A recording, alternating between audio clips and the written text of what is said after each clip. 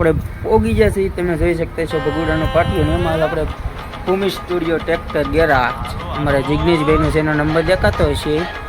તો જો એનો ગેરેજ છે, સભી પાના બાના બધા છે ને એ અમારે ગયેલા. તો આપણે તમને દેખાડી દઉં એની મુલાકાત કરાવી દઉં. જેને કોઈને ટ્રેક્ટર રિપેરિંગ કરાવવું હોય તો અહીંયા તમને તો દેખાય જ છે ભગુડાનું પાટિયું.